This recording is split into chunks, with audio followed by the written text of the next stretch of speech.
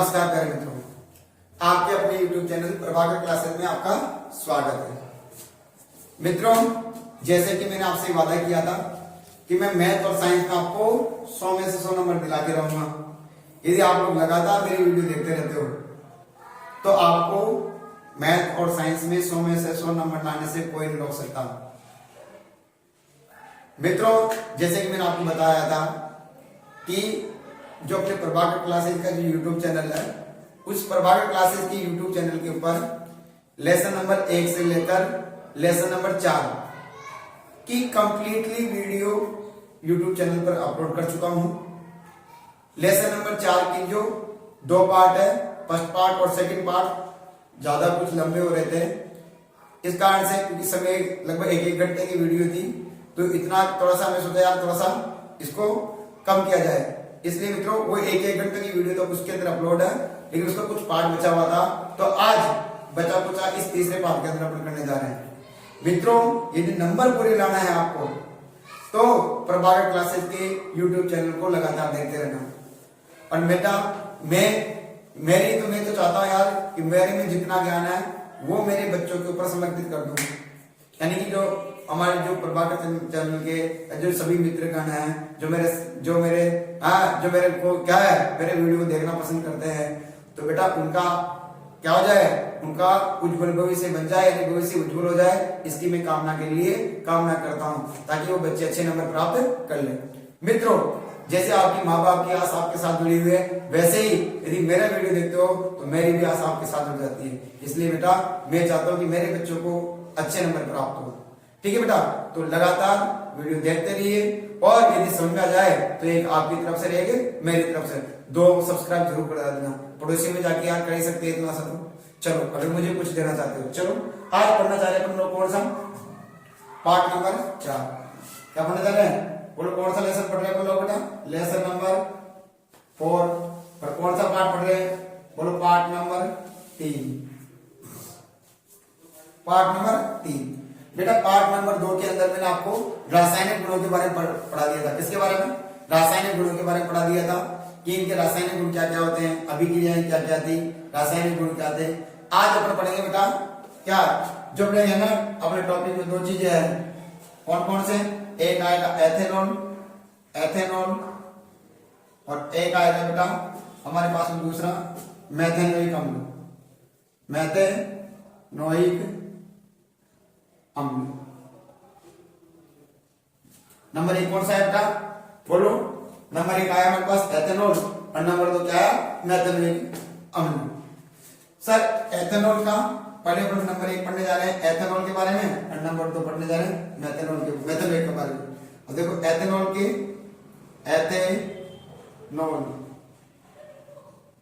इसका सूत्र बताओ पहले, तो बोलो तोड़ो। एथ प्लस एथ प्लस एन प्लस ऑल।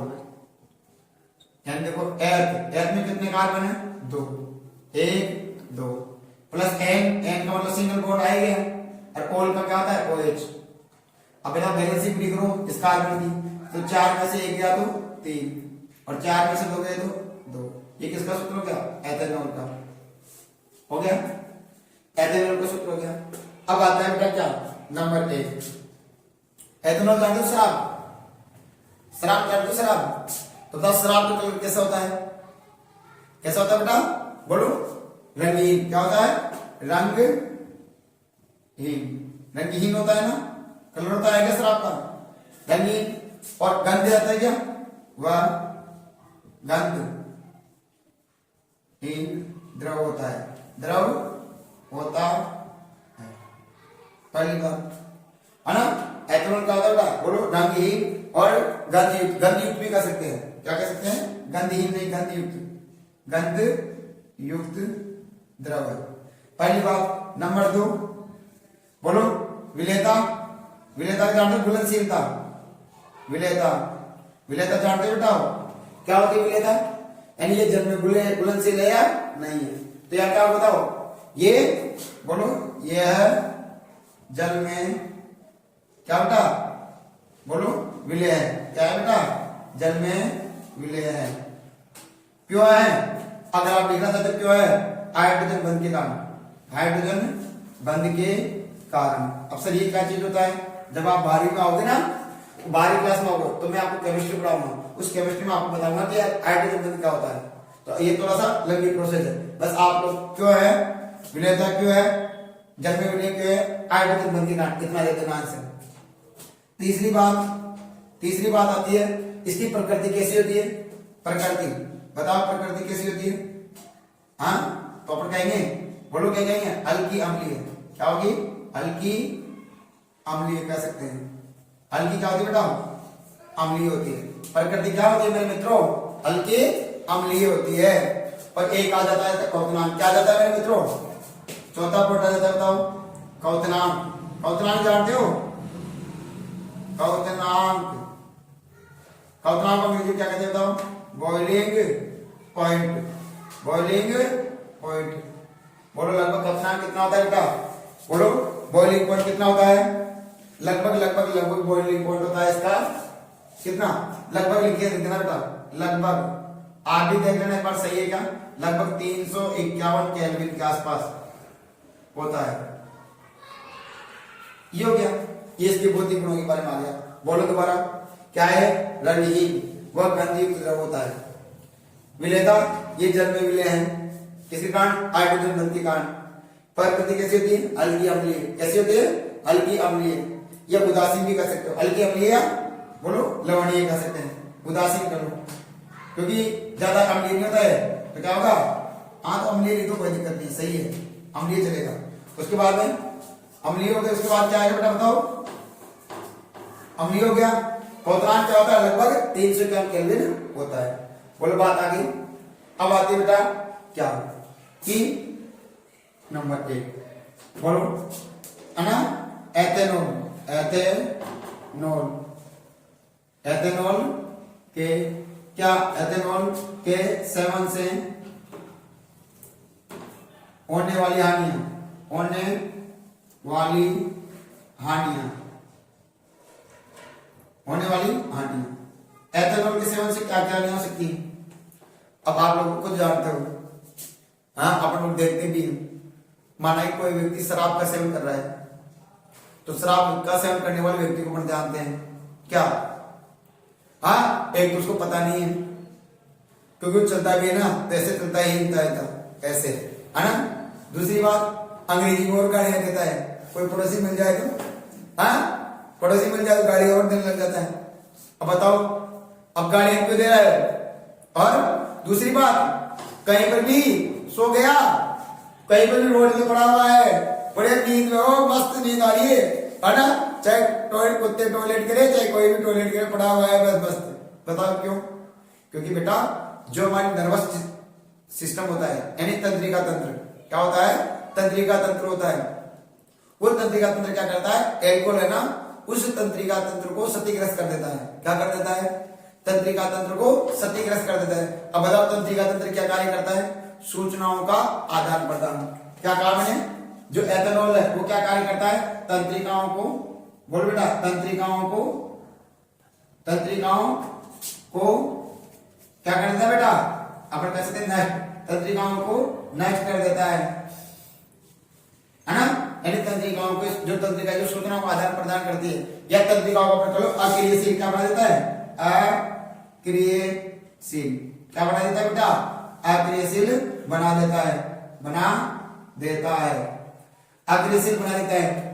और जब अक्रियशील हो जाएगी बताओ, तो ये क्या करेगी, जो सूचनाओं का आदान प्रदान कर रही है, उन सूचनाओं का आदान प्रदान नहीं हो पाएगा। अब जब सूचनाओं का आदान प्रदान नहीं हो पाएगा तो बताओ क्या, न तो उसको भूख का एहसास होगा, न उसको प्यास का एहसास होगा, हाँ उसकी जो मानसिक जो पीड़ा थी, जो मानसिक पीड़ा उत्पन्न हो रही थी, जो कोई भी किसी भी कारणवश, वो भी क्या होगी, नहीं होगी। और वो कहीं पर भी सो रहा है, चाहे वो रोड पे सो रहा है या कहीं भी पड़ा है, तो बताओ क्या होगा बेटा, उसको एहसास नहीं होगा कि मैं कहां सो रहा हूं। वो तो क्या सोचेगा, अरे मैं तो जन्नत में सो रहा हूँ बढ़िया आराम से। कहां सो रहा हूँ, जन्नत में।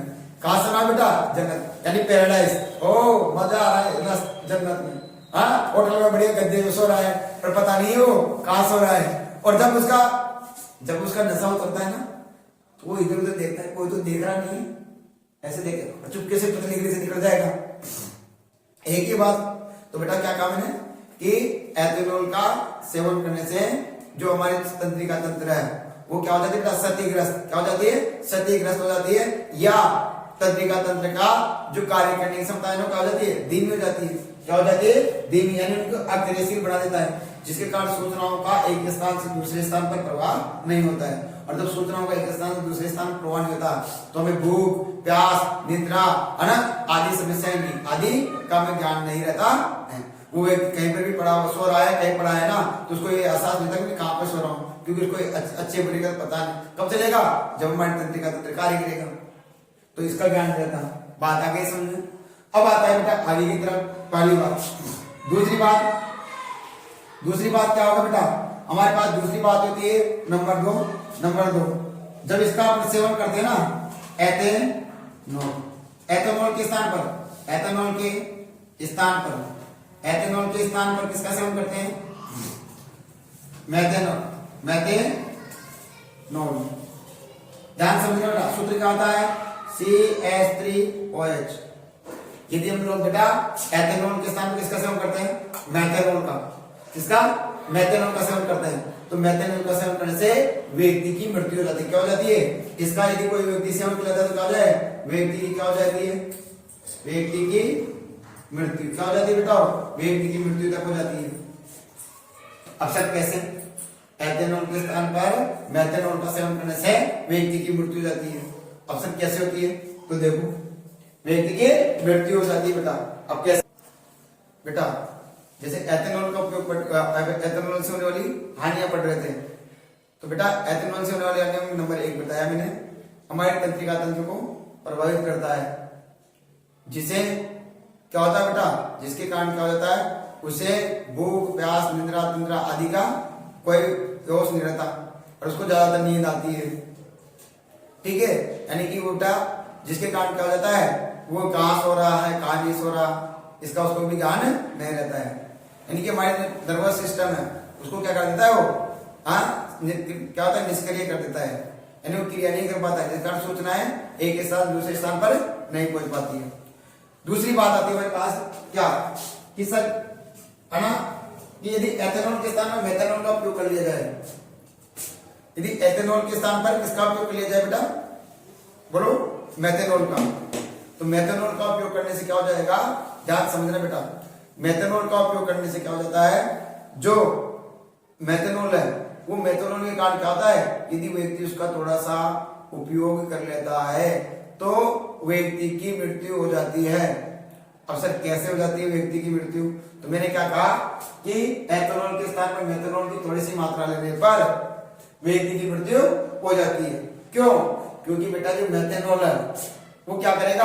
ऑक्सीकृत होकर, यानी क्या कहा मैंने कहा कि सर बेटा कि जो एथेनॉल है उस एथेनॉल के स्थान पर यदि अपन मेथेनॉल का उपयोग कर ले,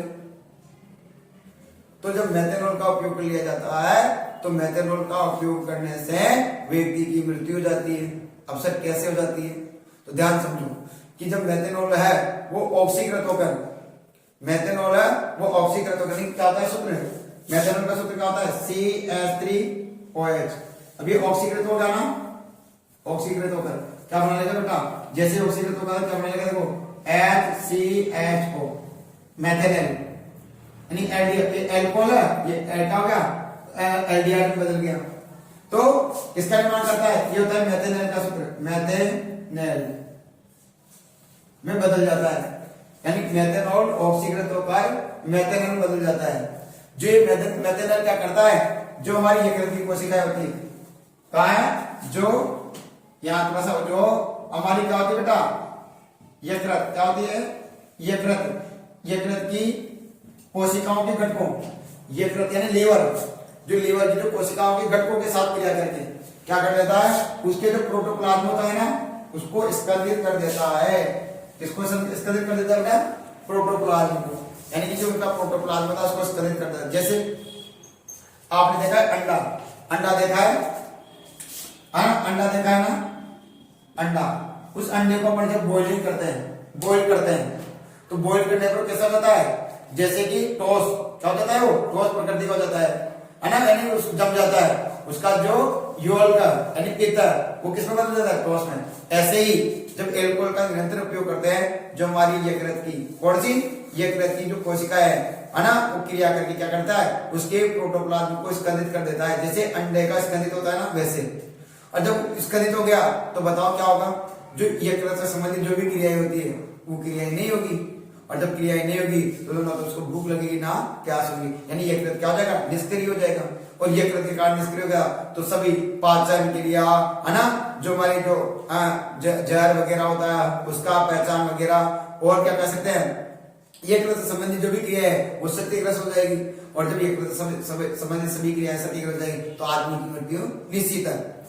फिर आती है बेटा कि एक बात और इंपॉर्टेंट बात क्या है कि जो मेथेनॉल है वो हमारी चाक्षुष तंत्रिका को भी क्षतिग्रस्त करता है, प्रभावित करता है। ये क्या चीज होती है, चाक्षुष तंत्रिका जानते हो, जो देखने आंखों की जो देखने वाली तंत्रिकाएं होती है, आंखों की जो देखने वाली तंत्रिका होती है उसको क्या करता है, प्रभावित, जिससे आदमी क्या हो जाता है, जिससे आदमी अंधा हो जाता है, जिसके कारण क्या हो जाता है, आदमी अंधा हो जाता है।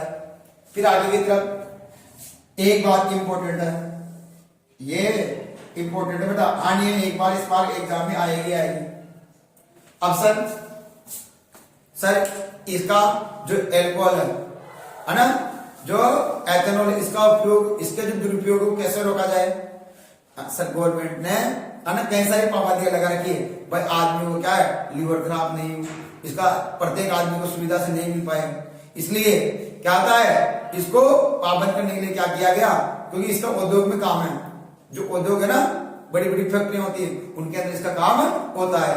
तो क्या होता है कि उद्योग उपयोग के लिए, उद्योगों में उपयोग के लिए क्या किया जाता है, एथेनॉल के अंदर, किसके अंदर है, एथेनॉल के दुरुपयोग को रोकने के लिए मेथेनॉल जैसा जहरीला पदार्थ मिला दिया जाता है। क्या मिला दो उसमें, एथेनॉल के स्थान पर मेथेनॉल मिला दो, ताकि आदमी उसको पिए नहीं, और पिए तो आदमी की मृत्यु हो जाए, तो इस डर के कारण तो उसमें क्या मिला दिया जाता है, बोलो, मेथेनॉल जैसा जहरीला पदार्थ मिला दिया जाता है। ये मेथेनॉल जैसा जहरीला पदार्थ मिला दिया जाता है, जिसे वो पीने योग्य नहीं रहता है, पीने योग्य नहीं रहता है। फिर आता है इसमें और क्या मिला देते हैं वो लोग, और क्या मिला देते हैं बेटा कि इसमें अल्कोहल की पहचान के लिए, अल्कोहल की पहचान के लिए एक प्रकार का रंजक पदार्थ मिला देते हैं। क्या मिला देते हैं, रंजक मिला दिया जाता है, जिसके कारण उसका रंग कैसा हो जाता है, नीला। कैसा कर दिया जाता है, रंजक मिलाकर उसका रंग नीला कर दिया जाता है, जिसे क्या कहा जाता है, विकृत अल्कोहल कहा जाता है। क्या कहा जाता है बेटा, विकृत अल्कोहल कहा जाता है। बात आई दोबारा से एक बार पास्ट डिवीजन के तौर पे क्या कहते हैं बेटा कि सर एल्कोहल को कैसे रोका जाए, या एल्कोहल हमारे शरीर को कैसे नुकसान पहुंचाता है। तो यदि आदमी एल्कोहल जो एथेनॉल है उस एथेनॉल के स्थान पर मेथेनॉल का उपयोग कर ले, तो मेथेनॉल का उपयोग करने से क्या हो जाता है, बोलो, मेथेनॉल का उपयोग करने से आदमी की मृत्यु हो जाती है, क्योंकि मेथेनॉल ऑक्सीकृत होकर मेथेनॉल का निर्माण करता है। जो मेथेनॉल होती है ना, जो हमारा लीवर होता है, उस लीवर की जो कोशिकाएं होती है, उन कोशिकाओं से क्रिया करके जो उसका प्रोटोप्लाज्म होता है ना, उसको अंडे के जैसे क्या करता है, स्कंदित कर देता है, जिसके कारण क्रियाकरण के द्वारा होने वाली क्रियाएं निष्क्रिय हो जाती है, जिससे आदमी की मृत्यु निश्चित है। फिर सर इसको कैसे रोका जाए, भय कैसे पैदा किया जाए बच्चों में। तो देखो एक और काम है, एक और है कि मेथेनॉल होता है ना बेटा, जो हमारे चाक्षु जो देखने वाली तंत्रिकाएं होती हैं उनको भी प्रभावित करता है, जिससे आदमी अंधा हो जाता है। आगे बात क्या काम है कि मेथेनॉल का सेवन करने से आदमी की मृत्यु हो जाती है। क्यों, क्योंकि वो क्या करता है, वो जो हमारी लीवर है उसकी कोशिकाओं से क्रिया करके उसको स्कंदित कर देता है। अब जब स्कंदित हो जाता है उसकी उपाप से क्रिया नहीं होगी तो आदमी की मृत्यु निश्चित है। दूसरी बात क्या काम है कि जो मेथेनॉल है वो हमारी चाक्षु तंत्रिकाएं, आंखों की जो तंत्रिकाएं होती है, चाक्षु तंत्रिकाएं, उनको क्षतिग्रस्त कर देता है, जिससे आदमी अंधा हो जाता है। फिर तीसरी बात क्या है बेटा, दूसरी बात विकृत अल्कोहल। क्या कहा, विकृत अल्कोहल किसे कहेंगे कि उद्योग उपयोग के लिए, भाई औद्योगिकरण, उद्योग फैक्ट्री वगैरह होती है, उद्योग यानी उद्योग के उपयोग के लिए क्या किया जाता है, क्योंकि इसका उपयोग होता है जैसे दवाइयों में कफ सिरप हो गया, टॉनिक एसिड हो गया, भी बताऊंगा। तो बेटा औद्योगिक स्तर में उपयोग के लिए है ना, इसका दुरुपयोग को रोकने के लिए इसमें क्या मिला दिया जाता है, मेथनॉल। क्या मिला दिया जाता है, मेथनॉल मिला दिया जाता है। मेथनॉल जैसे जहरीला पदार्थ मिला दिया जाता है, जिससे ये पीने योग्य नहीं रहता है। और इसकी पहचान के लिए इसमें क्या मिला दिया जाता है, वेरी वेरी इंपॉर्टेंट, कि एल्कोहल की पहचान के लिए इसमें एक रंजक मिला दिया जाता है, जिसके कारण उसका रंग कैसा हो जाता है, नीला हो जाता है, जिसे क्या कहा जाता है, विकृत एल्कोहल कहा जाता है। बात आगे समझो।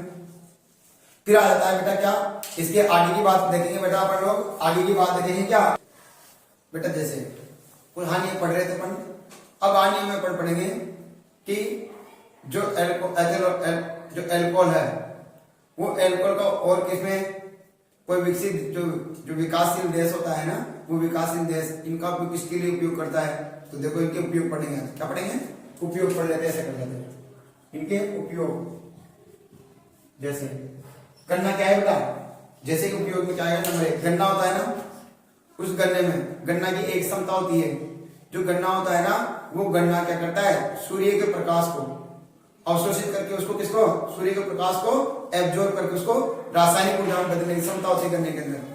और जब रासायनिक ऊर्जा में बदलने की क्षमता होती है, तो जो इसके रस होता है, उस रस को क्या कहते हैं, सिरा। क्या कहते हैं, सिरा। सिरा बनाते हैं, उस रस से सिरा प्राप्त करते हैं। और जो सिरे को, जो सिरा होता है ना, उस सिरे का क्या करते हैं, किण्वन। क्या करते हैं, किण्वन, फर्मेंटेशन, किण्वन करते हैं, फर्मेंटेशन। और किण्वन करके क्या बनाते हैं, एल्कोहल। क्या प्राप्त करते हैं, उससे एल्कोहल प्राप्त किया जाता है। जब उस एल्कोहल प्राप्त करते हैं, तो उसमें जो विकासशील देश होते हैं, वो क्या करते हैं, उस एल्कोहल में क्या मिला देते हैं, पेट्रोल। क्या मिला देते हैं, पेट्रोल। और जैसे पेट्रोल मिला दिया जाता है ना, तो क्या होता है, एक शुद्ध ईंधन के रूप में इसका उपयोग किया जाता है। क्या किया जाता है, उस पेट्रोल मिलाकर इसका उपयोग ईंधन के रूप में किया जाता है, ईंधन के रूप में किया जाता है। और इसका दहन करने से क्या प्राप्त होती है, कार्बन डाइऑक्साइड और जल प्राप्ति होती है। जब इसका दहन करता है तो कार्बन डाइऑक्साइड और जल की प्राप्ति होती है। फिर इसका उपयोग क्या होता है, इसका उपयोग किसमें किया जाता है, एक और बात है, टिंचर आयोडीन। अपन जाते कभी लग जाती है, तो जो आती है ना, जो अपने आती है ना, जो लिक्विड के फॉर्म में आती है, उसमें अगर लगे तो पका उका नहीं ले, तो इसका उपयोग में, कफ सिरप में, कफ सिरप काशी वासी की दवाई में, और टॉनिक में, टॉनिक आदि में इसका उपयोग किया जाता है। फिर आ जाता है बेटा हानियां। इसकी हानियां क्या क्या है, देखो हानियां, आदमी क्या करता है, इसको मानसिक दुविधा, यानी कि मानसिक दुविधा का हो गया कि बेचैनी वगैरह रहेगी, हाँ इधर उधर, जब तक उसको शराब नहीं मिलेगी जब तक इधर उधर घूमता रहेगा, एक मानसिक दुविधा हो गई। हाँ, वो अपन उसको कुछ कहेंगे तो उसको चिड़चिड़ापन महसूस होगा। दूसरा उनीदा रहेगा, उसको ऐसे सोता होगा उससे नींद नहीं आ रही, क्योंकि जब तक उसको दारू नहीं मिलेगी तब तक सोएगा नहीं, और जब तक सोएगा नहीं तो आदमी क्या उनीदा रहेगा जैसे। उसके बाद में सामान्य अंतर्वाद, यानी कि जैसे कि क्या हो जाती है, जो अंतर्वाद में होता है, जैसे कि क्या होता है, जो आदमी के बच्चे पर उत्पन्न करने की क्षमता वो सीधी क्षीण हो जाती है, शुक्राणु नहीं बढ़ेंगे। और भाव शून्यता, आदमी की क्या समाज में उसकी क्या हो जाती है, उसकी पोजीशन क्या हो जाती है, गिर जाती है ना, भाव शून्यता आ जाती है, भाव शून्यता आ जाती है। या पर किसी आदमी को क्या है, कोई बात को अपने से ढंग से बात भी नहीं कर पाता है, यानी जिसके कारण उसकी समाज में क्या हो जाती है बेटा, उसकी पोजीशन क्या हो जाती है, कम हो जाती है। आई बात समझ, ये किसके है बेटा, ये एल्कोहल के क्या है, एल्कोहल के दुरुपयोग है, और एल्कोहल से होने वाली हानियां हैं, और एल्कोहल का उपयोग इसको बंद भी नहीं किया जा सकता। क्यों नहीं कर सकते, क्योंकि उद्योगों में इसका उपयोग किया जा रहा है। तो औद्योगिक स्तर में इसका उपयोग करने के लिए मैंने बताया था थोड़ी सी देर पहले, इसमें थोड़ा सा मेथेनॉल मिला देते हैं, मेथेनॉल मिला दिया जाता है ताकि आदमी इसका कम उपयोग करे। दूसरी बात है ना, इसके एल्कोहल की पहचान करने के लिए इसमें क्या मिला दिया जाता है, बोलो क्या था, एक रंजक मिला दिया जाता है, जिसके कारण उसका रंग नीला हो जाता है, ताकि आदमी नीले रंग को देखकर कम पिए, यानी इसका उपयोग नहीं करे, इसलिए इसको क्या कहा जाता है, विकृत एल्कोहल कहा जाता है।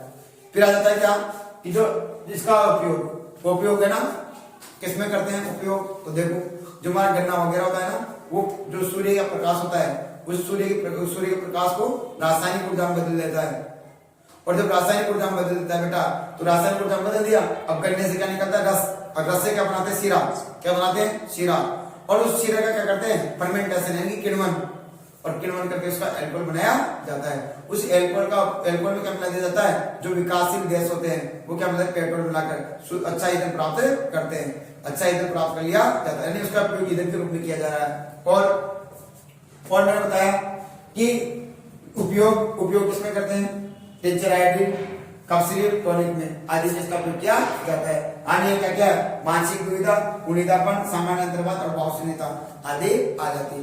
ये तो हमारे पास किसका बात था बेटा, किसका था, एथेनॉल, यानी एल्कोहल के सेवन करने से क्या क्या हानि हो सकती है और क्या क्या उपयोग में लिया जाता है। बात आगे समझ में, ठीक है। अब बेटा जैसे अपने इसका एथेनॉल का पढ़ लिया था, अब आता है बेटा किसका, मेथेनोइक अम्ल के, किसके, एथेनोइक अम्ल के गुणधर्म, एथेनोइक अम्ल के गुणधर्म पढ़ लेते हैं। सॉरी, एथेनोइक अम्ल के गुण कौन कौन से होते हैं, देखो एथेनॉल क्या होता है बेटा, जैसे एथेनॉल भी रंगीन था तो जो मेथेनोइक अम्ल है ना, मेथेनोइक अम्ल होता है ना, वो भी क्या होता है बेटा, मेथेनोइक नहीं, एथेनोइक CH3COO एथेनोइक अम्ल बेटा, है ना। तो इसको क्या करेंगे, मेथेनोइक अम्ल क्या होता है सूत्र, HCOOH, मेथेनोइक अम्ल हो गया। तो देखो क्या होता है, समझो पहले इसका सूत्र देखो क्या होता है, मैथ और एथ में क्या होता है, CH3COOH। ये होता है थोड़ा सा, मैं क्या करा बेटा कि एथेनोइक अम्ल के भौतिक गुणधर्म, एथेनोइक अम्ल के भौतिक गुणधर्म कौन कौन से होते हैं, देखो पहले सूत्र क्या होता है, सूत्र देखो बेटा क्या होता है, CH3COOH, CH3COOH। बोलो नंबर 1 रंगहीन है, गंधयुक्त द्रव होता है। नंबर दूसरी बात होती है बेटा, रंगहीन गंधयुक्त द्रव होता है, इसका स्वाद खट्टा होता है और इसमें सिरके जैसी गंध आती है। इनका गलनांक कितना था बेटा, लगभग 300 ग्राम, उसका 395 था और लगभग क्वथनांक कितना था, 290 के आसपास होता है, 100 का अंतर याद रखने से। और जो एथेनोइक अम्ल उसका 3 से 4% विलयन का कहलाता है सिरका, एथेनोइक अम्ल का 3 से 4% विलयन का कहलाता है बेटा सिरका कहलाता है, सिरका हो गया।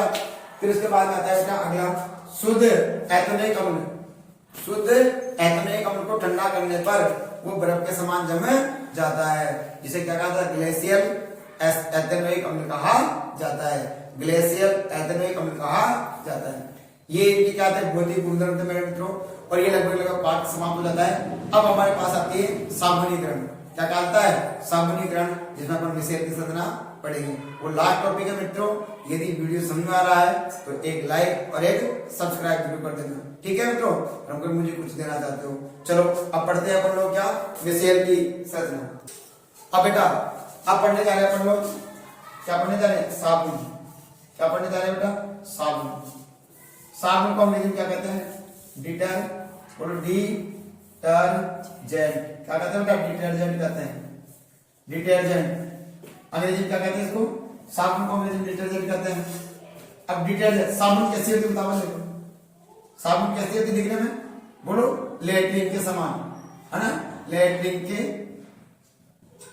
समान, है ना। तो लेट्रिन क्या बना, लेट्रिन, तो डिटर्जेंट कौन सी भाषा का शब्द है, लैटिन भाषा का, लैटिन भाषा का शब्द। बताओ क्या कहा, साबुन को अंग्रेजी में क्या कहते हैं, डिटर्जेंट। डिटर्जेंट कौन सी भाषा का शब्द है, लैटिन के, जैसे साबुन इसलिए लैटिन भाषा का शब्द है, लैटिन भाषा का शब्द हो गया ना, जिसका अर्थ क्या होता है, शब्द है, जिसका अर्थ क्या होता है बेटा, जिसका अर्थ होता है to wipe clean, to wipe clean, अर्थात स्वच्छ करने वाला, स्वच्छ करने वाला, क्या होता है बेटा, अर्थात स्वच्छ करने वाला, यानी जो भी वस्तु है उनको स्वच्छ करने, साफ करने वाला क्या कहलाता है, साबुन कहलाता है, क्या कहलाता है, साबुन कहलाता है, स्वच्छ करने वाला साबुन कहलाता है, साबुन कहलाता है। बोलो बात आ गई यहाँ तक, कहलाती है, कहलाती है। आगे बात, फिर मेरे मित्रों अपन पढ़ने जा रहे हैं आगे क्या, साबुनीकरण, क्या पढ़ने जा रहे हैं बेटा, साबुनीकरण, साबुनीकरण। छोटा होता है साबुनीकरण। अब क्या होता है देखो, साबुनीकरण क्या होता है, तो देखो पहले मैं आपको समझा देता हूँ, पहले लिख भी दूंगा। साबुनीकरण क्या होता है बेटा, साबुनीकरण क्या होता है, उच्च वसीय अम्लों के, उच्च वसीय अम्लों के क्या होते हैं बेटा, साबुनीकरण क्या होता है, जो उच्च वसीय अम्ल होते हैं ना, वसीय अम्ल, उच्च वसीय अम्ल कौन कौन से होते हैं, देखो उच्च वसीय अम्ल कौन कौन से होते हैं देखना चाहो तो देखो, ट्रिक होती है हमारे पास, क्या होती है बेटा, ट्रिक क्या है, बोलो ट्रिक, बोलो पाओ स्टाइल से, स्टाइल से, पाओ स्टाइल से, पा का मतलब हो गया पामेटिक, या पॉमेटिक ले लो, पॉमेटिक, ठीक है, पो का मतलब हो गया पोलिक, और स्टाइल, स्टाइल मतलब गया स्टेरिक, स्टेरिक, पामेटिक, पोलिक और स्टेरिक। उच्च वसीय अम्ल जैसे पामेटिक, पोलिक और स्टेरिक। उच्च वसीय अम्लों को, उच्च वसीय अम्लों को, उच्च वसीय अम्लों को किसके साथ में, सोडियम हाइड्रोक्साइड या पोटेशियम हाइड्रोक्साइड, सोडियम तो ये हो गया हाइड्रोक्साइड, पोटेशियम हाइड्रोक्साइड ये हो गया, इसके साथ गर्म करके, इसके साथ गर्म करके ठंडा करने की प्रक्रिया को, ठंडा करने की प्रक्रिया को, ठंडा करने की प्रक्रिया को क्या कहा जाता है, वो साबुनीकरण कहते हैं। बोलो बहुत आसान बात हो गई ना, साबुनीकरण कहते हैं। क्या कहते हैं बेटा साबुनीकरण, बताओ क्या कहा मैंने, देखो उच्च वसीय अम्ल होते हैं, उन उच्च वसीय अम्ल जैसे पामेटिक, पोलिक, स्टेरिक, इसको क्या कर दो गर्म, क्या लगा दो, चलो गर्म कर दो, ये लो गर्म कर देते हैं, ये लो गर्म कर देंगे बेटा, ये गर्म कर दो, बर्नर लगा दो, गर्म करके, गर्म है ना, उच्च वसीय अम्ल जैसे पामेटिक, पोलिक और स्टेरिक में क्या मिला दिए, मैं सोडियम हाइड्रोक्साइड, पोटेशियम हाइड्रोक्साइड और सोडियम हाइड्रोक्साइड है ना, को गर्म करके ठंडा करें, गर्म करके ठंडा करने की प्रक्रिया को क्या कहा जाता है, साबुनीकरण कहा जाता है। साबुनीकरण आ गया, तो सिंपल सी परिभाषा क्या होगी बोलो, देखो सिंपल सी परिभाषा क्या होगी बोलो बेटा, बोलो उच्च वसीय अम्ल, उच्च वसीय अम्ल जैसे कौन कौन से होते बेटा, पॉमेटिक या पामेटिक, पामेटिक और पोलिक और स्टेरिक है ना, अम्ल, अम्लों में क्या मिला देते हैं, पोटेशियम हाइड्रोक्साइड और सोडियम हाइड्रोक्साइड, पोटेशियम हाइड्रोक्साइड और सोडियम हाइड्रोक्साइड को मिलाकर क्या किया जाता है, गर्म, को मिलाकर क्या किया जाता है, मिलाकर गर्म करके फिर क्या करेंगे बेटा, ठंडा, ठंडा करने की प्रक्रिया को, करने की प्रक्रिया को क्या कहते हैं बेटा, क्रिया को साबुनीकरण कहते हैं। क्या कहते हैं बेटा, साबुनीकरण कहते हैं, साबुनीकरण हो गया। अब सर आती बात कि साबुनीकरण हो गया, अब बताओ साबुनीकरण हो गया, अब बताइए भाई मिशेल की संरचना क्या आती है, मिशेल की संरचना क्या आती है मेरे मित्रों, मिशेल की संरचना। अगर मिशेल की संरचना में क्या कैसे पढ़ेंगे, मिशेल की संरचना कैसी पढ़ी जाएगी बेटा, तो देखो अब पढ़ रहे बेटा मिशेल की संरचना, जो वेरी वेरी इंपॉर्टेंट है, वेरी वेरी इंपॉर्टेंट है, कौन सी, मिशेल। तो देखो बेटा मिशेल की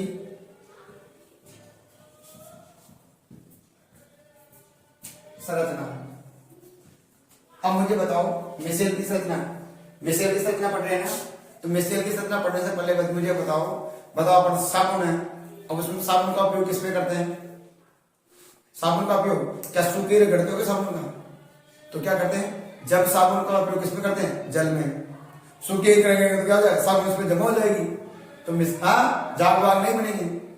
तो क्या कहा, जब साबुन का उपयोग जल में किया जाता है, साबुन का उपयोग जल में किया जाता है, तो साबुन का उपयोग जल में करने पर साबुन के अणु का क्या होगा, आयनन, क्या होगा बेटा, आयनन हो जाएगा। और वो कितने सिरों का निर्माण करेंगे, 2 सिरों का, कितने सिरों का निर्माण करते हैं? 2 सिरों का।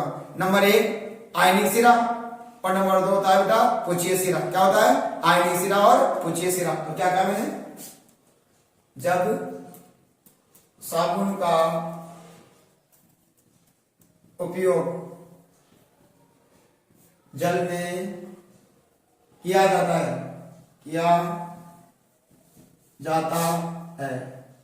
तो साबुन के अणुओं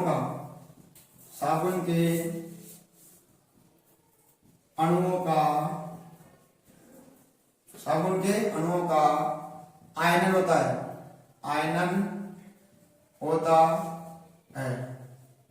जिसके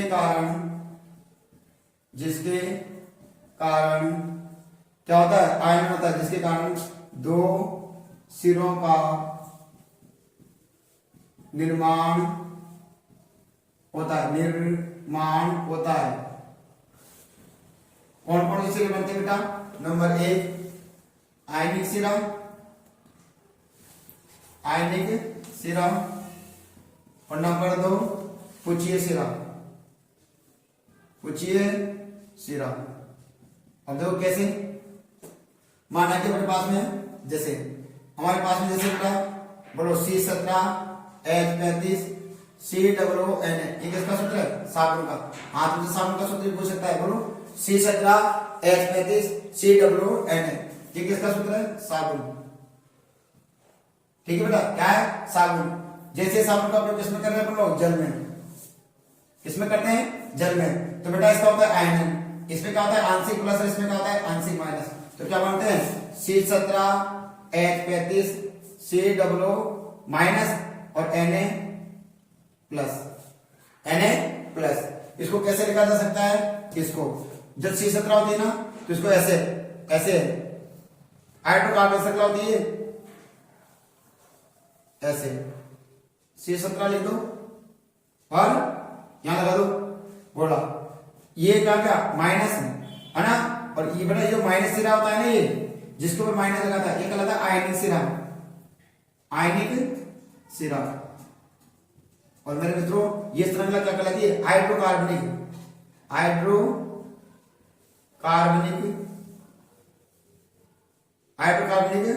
जो श्रृंखला हाइड्रोकार्बनिक श्रृंखला कहलाती है ना,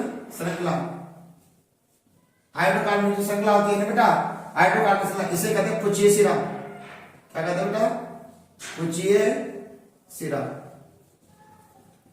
आगे बात समझ, ये होता है बेटा पुच्छीय सिरा। अब क्या करता है? जैसे अपन लोग साबुन का उपयोग कपड़ों में करते हैं, जैसे साबुन का उपयोग कपड़ों में करते हैं तो साबुन कणों का आयनन होता है, आयननों के 2 सिरों का निर्माण होता है। कौन कौन सा सिरा? आयनिक सिरा और पुच्छीय सिरा। जब आयनिक सिरा और पुच्छीय सिरा, अब ये क्या करता है? जब क्या करता है, जो ये सिरे होते हैं ना, कौन सा? हाइड्रोकार्बन की श्रृंखला युक्त जो ये सिरा होता है, ये वाला, ये क्या करता है बेटा? जैसे हमारे पास क्या हो गई? ये मेल है, ध्यान समझो बेटा, ये हमारे पास क्या है? मेल हो गया। क्या हो गया? चलो मैं इसको अलग अलग इसे बना दर्शाता हूं। जैसे बेटा क्या हो गया हमारे पास? ये मान लेते हैं ये क्या है बेटा? मेल है ना। अभी मेल भी किससे बनता है? मेल भी किससे बनता है बताओ? मेल भी किससे बनता है? तेलीय गंदगी से। किससे बनता है? तेलीय गंदगी से। ठीक है ना? ठीक है। अब जो तेलीय गंदगी है तो ये भी तेल भी किससे बना होता है? ये भी हाइड्रोकार्बनिक यौगिक कहते हैं, हाइड्रोकार्बनिक क्या होता है बेटा? यौगिक होते हैं, हाइड्रोकार्बनिक यौगिक होते हैं, यानी कार्बन और हाइड्रोजन मिलकर बने होते हैं, और ये भी हाइड्रोकार्बनिक है। अब क्या करते हैं? जैसे क्या करते हैं? साबुन का उपयोग क्या होता है? साबुन का उपयोग गंदे कपड़ों के साथ करते हैं ना, तो साबुन कणों का आयन होता है। ये आयनिक सिरा क्या करते हैं? साबुन कणों का क्या करते हैं? साबुन के अणु क्या करते हैं इसके साथ में, क्योंकि इसको क्या लगता है? इसको लगता है डर। इसे क्या होता है? इसे क्या लगता है? जो हाइड्रोकार्बन श्रृंखला होती है ना, उसे क्या करता है? जल से डर। क्या लगता है? जल से डर लगता है। इसे कहते हैं जल विरोधी सिरा। क्या कहते हैं बेटा इसको? इसको हाइड्रोकार्बन श्रृंखला होता है, इसको कहते हैं जल सॉरी क्या कहते हैं, जल विरोधी सिरा, विरोधी सिरा है ना, जल विरोधी सिरा। और ये क्या करता है, दूसरा सिरा, ये कहलाता है जल स्नेही सिरा। अब क्या होता है देखो, जल स्नेही सिरा, सिरा ये लो जल स्नेही सिरा। अब क्या करता है बेटा, ध्यान समझना, इसको तो होता है जल से डर लगा है, तो ये जल विरोधी है, तो क्या करेगा ये मेल, ये अब ये क्या कहता है कि आप ऐसा कर, मुझे जल से डर लग रहा है, तो इसको तो जल से डर लगता है। अब जल से डर लग रहा है, क्या करेगा, कहां जाएगा, क्योंकि बाहर टपकते तो जाना नहीं अपने जैसे आदमी। बोलो क्या, साइंस को डर लग रहा है, अरे छोड़ पिटाई बोले यार, तो अपन तो पक जाते हैं, हाँ, लेकिन बेचारा ये कहां जाए, क्योंकि इसको तो जल के अंदर डाला गया है, अब इसको जल से डर लग रहा है, हाँ, हाइड्रोफोबिया हो गया इसको जल से, पूरे घर जल आ गया, जैसे वो ठंड में आते हैं ना, सर्दी लगती, मम्मी गर्म कर दो थोड़ा सा पानी, ऐसे ही इसको भी क्या लग रहा है, डर। अब अपना तो पानी मम्मी ने गर्म कर दिया, पानी अपने ले दो तो अपना तो ना लिए, लेकिन इसके लिए पानी कौन गर्म करता है, अब क्या करता है, इसको तो मरना ही मरना है, तो बताओ क्या करता है, ये कौन सा पुच्ची सिरा, जल विरोधी सिरा क्या करता है, इस तेल गंदगी के बाद में बोलो क्या कहता है, अरे मेरे मित्र तू भी हाइड्रोकार्बन से मिलकर बना है, मैं भी हाइड्रोकार्बन से मिलकर बनाऊं, ऐसा कर यार मेरे मित्र, मुझे इसको छुपा ले, मुझे इसमें छुपा ले। तो क्या करता है ये पुच्ची सिरा इस तेलीय गंदगी के साथ, किसके साथ, तेलीय गंदगी के साथ में जुड़कर, ऐसे तेलीय गंदगी के चारों तरफ, ऐसे तेलीय गंदगी के चारों तरफ जुड़कर, तेलीय गंदगी के चारों तरफ जुड़कर, मेरे मित्रों तेलीय गंदगी के चारों तरफ जुड़कर एक ऐसी संरचना बनाता है, एक ऐसी संरचना बनाता है, एक ऐसी संरचना बनाता है जिसे क्या कहा जाता है मेरे मित्रों, बोलो मिसेल, क्या कहा जाता है, मिसेल। एक संरचना बनाता है जिसे मिसेल कहा जाता है, ये मिसेल हो गया। तो क्या कहा, क्या कहा बेटा, कि जैसे ही क्या कहा बेटा, कि जब साबुन का उपयोग किया जाता है तो जो आयनिक अणु है, आयनिक अणु है, आयनिक अणु होते हैं बेटा, आयनिक अणु, ये आयनिक अणु में थोड़ा सा देखो क्या होता है, साबुन का आयनिक अणु करते हैं ना, तो ये आयनिक अणु में, आयनिक अणु में कौन सा, पुच्चीय सिरा, कौन सा सिरा होता है, पुच्चीय सिरा, पुच्चीय सिरा। जल विरोधी सिरा होता है, कौन सा होता है, जल विरोधी सिरा होता है, क्यों, क्योंकि उसको डर लगता है, जल विरोधी सिरा, जल विरोधी सिरा होता है। जबकि आयनिक सिरा, जबकि आयनिक सिरा जल स्नेही होता है, जल स्नेही होता है, जल स्नेही होता है, जिसके कारण क्या करेगा, जिसके कारण कौन सा, जल विरोधी सिरा, जल विरोधी सिरा क्या करेगा, तेलीय गंदगी के साथ, किसके साथ में, तेलीय गंदगी के साथ जुड़कर एक संरचना बनाते हैं, एक संरचना बनाते हैं जिसे क्या कहते हैं बताओ, मिसेल कहते हैं, क्या कहते हैं, मिसेल कहते हैं। ये हो गई बात, मिसेल हो गई। आगे बात समझ में दोबारा से लास्ट देखो क्या होगा कि जब साबुन का उपयोग किसमें, जल में किया जाता है, तो साबुन के अणुओं का आयनन होता है, जिसके कारण दो सिरों का निर्माण होता है, पहला आयनिक सिरा, दूसरा पुच्चीय सिरा। साबुन ये रहा, C17H30COON। जब साबुन का उपयोग जल में किया जाता है तो साबुन के अणुओं का आयनन होता है। कितने सिरे बनते हैं, दो, एक होता है आयनिक सिरा, एक होता है पुच्चीय सिरा। पुच्चीय सिरा हाइड्रोकार्बन श्रृंखला युक्त होता है ना, जबकि आयनिक सिरा ये रहा जिसमें आयन होता है। आयनिक सिरा जल से सिरा होता है, जल से इसको प्रेम होता है, और पुच्चीय सिरा होता है वो जल विरोधी होता है, जल से इसको डर लगता है।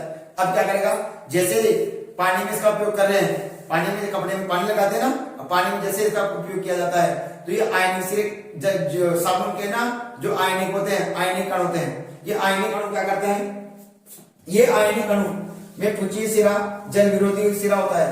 पुच्छीय सिरा कौन सा होता है, ये जो जल विरोधी होता है। जब ये आयनिक सिरा जबकि जबकि जबकि जबकि आयनिक सिरा जल से नहीं होता है, वो वाला जल से नहीं है, जिसके कारण जल विरोधी सिरा, क्योंकि तेल ये गंदगी है ना, ये भी हाइड्रोकार्बनिक है, हाइड्रोकार्बन से मिलकर बनी है, तो जल विरोधी सिरा तेल ये गंदगी के साथ जुड़ जाएगा, क्योंकि समान है, तो इसके साथ जुड़ जाएगा और इसके साथ जुड़ जाएगा। बताओ जो आयनिक सिरा है वो गंदगी को चारों तरफ ढक लेगा, बोल बना लेगा, तो बोल बना लेगा, बताओ क्या हो जाएगा, पानी अंदर नहीं जा पाएगा, पानी अंदर थोड़ी जा पाएगा, क्योंकि ये तो अंदर चला गया इसके अंदर। बोलो अरे मेरे मित्र मेरे को घुसा ले, अरे मेरे मित्र मेरे को घुसा ले, तो ये तो अंदर आता जाएगा, ये अंदर आता जाएगा, तो चारों तरफ कैसे बढ़ेगा, बोल के जैसे। तो जो आयनिक सिरा है उसको ढक लेगा, चारों तरफ से ढक लेगा ना, तो चारों तरफ ढक लेता है। अब बताओ पानी आएगा उसके बाद नहीं आ पाएगा, तो क्या होता है, जल विरोधी सिरा तेल गंदगी के साथ जुड़कर एक संरचना बनाते हैं, जिसे मिश्रण कहा जाता है। इस प्रकार से मिश्रण की संरचना होती है। फिर मेरे मित्रों एक आता है अपमार्जक साबुन, मैं वैसे ही समझा देता हूं। अपमार्जक साबुन क्या होता है, साबुन होता है ना, साबुन और अपमार्जक में क्या अंतर है, तो एक छोटा सा बात है साबुन और अपमार्जक में। साबुन होता है ना बेटा, ये ओनली मीठे जल में, इसमें मृदु जल में क्या होता है, सफाई का कार्य करते हैं। क्यों, क्योंकि इसमें क्या होता है, देखो साबुन में होता है बेटा, इसमें क्या होता है, कैल्शियम व पोटेशियम व सोडियम के लवण होते हैं। क्या कहा, साबुन होते हैं ना, वो साबुन क्या होता है, केवल मृदु जल या मीठे जल में सफाई का कार्य करते हैं। क्यों, क्योंकि इसमें कौन से लवण होते हैं, सोडियम और पोटेशियम के क्या होते हैं, लवण होते हैं, लवण होते हैं, है ना, लवण होते हैं। इस कारण से मीठे जल में सफाई का कार्य करते हैं, है ना, करते हैं। ये क्या होती है बेटा, लंबी हाइड्रोकार्बनिक श्रृंखला होती है, लंबी हाइड्रोकार्बनिक श्रृंखला होती है। यदि इनका उपयोग खारे जल में कर दिया जाए, कठोर जल में कर दिया जाए, तो कठोर जल में क्या होती है, कैल्शियम व मैग्नीशियम की अशुद्धियां, कैल्शियम और मैग्नीशियम की क्या होती है बेटा, अशुद्धियां होती है। क्या होती है बेटा, कैल्शियम और मैग्नीशियम की क्या होती है, आयन ले लो, ऐसे लेते हैं। कैल्शियम और मैग्नीशियम की क्या होती है बेटा, आयन, किसमें, कठोर जल में कैल्शियम और मैग्नीशियम के आयन होते हैं। ये कैल्शियम और मैग्नीशियम का आयन क्या कर देते हैं, सोडियम और पोटेशियम को विस्थापित कर देते हैं। अब जब सोडियम और पोटेशियम को विस्थापित कर दिए तो ये क्या करते हैं, इसके साथ साबुन के आयन से जुड़ जाते हैं, जिसके कारण क्या होता है, ये इसको बोलने का कार्य करता है ना। अब ये इसका आयन नहीं होने देता, क्या होता है, ये कम क्रियाशील है, ये इसको विस्थापित कर दिया और इसके स्थान में जुड़ गया, जिसके कारण कम क्रियाशील होने के कारण क्या होता है, उस साबुन जो तेलीय जो होते हैं ना, तेलीय जो तेल वगैरह होते हैं, कुछ वसीय अम्ल होते हैं, उन कुछ वसीय अम्लों को जल में नहीं घुलने देते हैं। और जब जल में नहीं घुलेगी तो बताओ साबुन की साबुन जमा हो जाएगी क्या, जिसके कारण क्या हो जाती है, जिसके कारण जब अपन कठोर जल में इसका उपयोग करते हैं तो ये हमारे शरीर पे क्या हो जाती है, जमा हो जाएगी, जिसके कारण क्या होगा, बाल कैसा हो जाएगा, चिपचिपा, शरीर कैसा हो जाएगा, चिपचिपा, जिसे अंग्रेजी में कहते हैं स्कम, यानी कि हमारे शरीर पे स्कम जमा हो जाती है, जिसे कहते हैं अपन जेल, ऐसे जेल लगा के है, जैसे बाल कैसे जाएंगे, कठोर कठोर चिपचिपे हो जाएंगे, वो जेल लगा के है, तो जिसके कारण कठोर जल में सफाई का कार्य नहीं करती। फिर आती अपमार्जक साबुन, क्या पढ़ेंगे, अपमार्जक साबुन, अपमार्जक साबुन। देखो अपमार्जक साबुन क्या होती है बेटा, ये अपमार्जक साबुन उसे कहते हैं कि ऐसी साबुन जो मृदु जल और कठोर जल यानी मीठे जल और खारे जल दोनों में सफाई का कार्य करती है, उन्हें क्या कहा जाता है, अपमार्जक साबुन कहा जाता है। दूसरी बात, इसमें क्या होता है, इसमें सोडियम और पोटेशियम के लवण नहीं होते हैं, उसमें क्या होता है, उसमें क्या होता है बेटा, सल्फोनेट्स के लवण होते हैं। क्या होते हैं, सोडियम पोटेशियम सल्फोनेट्स, क्या होते हैं, सल्फोनेट्स के लवण होते हैं, यानी कि बेंजीन अमोनियम, बेंजीन के सल्फोनेट्स होते हैं, यानी सल्फोनेट्स के लवण होते हैं। वो सल्फोनेट्स के लवण क्या कर देते हैं, जैसे ये घुलते हैं उसके साथ जुड़ते हैं, विस्थापित करते हैं, यानी कि सोडियम एल्किल बेंजीन सल्फोनेट क्या होते हैं, इसके अंदर दो होते हैं, एक होता है sodium sulphonate, sodium sulphonate net. और एक होता है sodium alkyl, sodium benzene sulphonates, sulphonates के लवण होते हैं बेटा, लवण होते हैं किसके अंदर, अपमार्जक साबुन में। इसमें क्या होता है, सोडियम और पोटेशियम के लवण होते हैं। इसमें क्या होते हैं, सोडियम सल्फोनेट्स के लवण होते हैं और सोडियम बेंजीन सल्फोनेट्स के लवण होते हैं। ये क्या कार्य करता है, जैसे सोडियम और पोटेशियम को विस्थापित करती है ना, तो ये क्या करते हैं, कैल्शियम और मैग्नीशियम सल्फोनेट्स के लवण बनाते हैं। तो ये क्या, जो सल्फोनेट्स हैं वो क्या कार्य करते हैं, इनको भी घोल देते हैं, इनको भी घोल देते हैं। जैसे इसका जल में उपयोग करते हैं तो जो सल्फोनेट्स के लवण होते हैं वो कैल्शियम और मैग्नीशियम को घोल देते हैं। जब कैल्शियम और मैग्नीशियम घुल गया तो बताओ साबुन भी घुल जाएगी, और जब साबुन घुल गया तो मिश्रण का निर्माण करती है, जिसके कारण अपमार्जक साबुन कठोर और मृदु दोनों जलों में सफाई का कार्य करती है। बोलो बात आई? हाँ, दोबारा से, साबुन केवल मृदु जल में सफाई का कार्य करती है। इसमें क्या होता है, सोडियम और पोटेशियम के लवण होते हैं, है ना, है ना। इनका क्या होता है, कठोर जल में सफाई का कार्य नहीं करती है। इनका कठोर जल में इनका अणुओं का क्या करते हैं, जो कैल्शियम और मैग्नीशियम के लवण होते हैं वो क्या करते हैं, इसको विस्थापित कर देते हैं और इसको घुलने नहीं देते, जिसके कारण इसमें सफाई की क्रिया नहीं होती है।